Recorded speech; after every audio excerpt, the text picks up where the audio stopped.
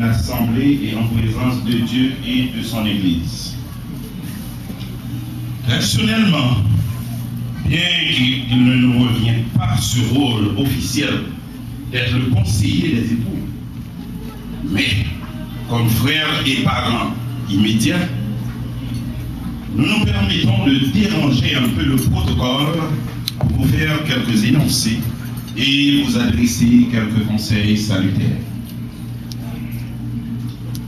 De nos jours, on a tendance à considérer le mariage comme un acte légal, une simple formulation plutôt que d'être un acte sacré, un devoir social, où l'homme et la femme se vouent un sentiment de bien-être collectif et partagent leurs moments de bonheur ainsi que leurs moments de douleur. L'union de deux êtres qui s'aiment est l'acte le plus noble que Dieu ait mis à notre portée.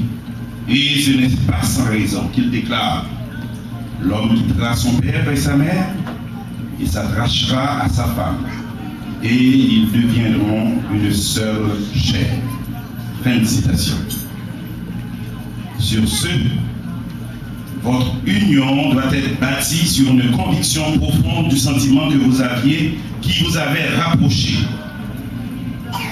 Vous n'êtes pas ici ce soir pour en faire semblant, ni pour vous conformer à une règle typiquement sociale ou religieuse, mais pour vous construire une nouvelle vie au cours de laquelle vous continuerez à vous épanouir tendrement et harmonieusement dans un respect absolu l'un envers l'autre, dans un esprit de tolérance acceptable, dans une parfaite solidarité envers vos responsabilités et finalement dans un soutien loyal, dévoué et sincère.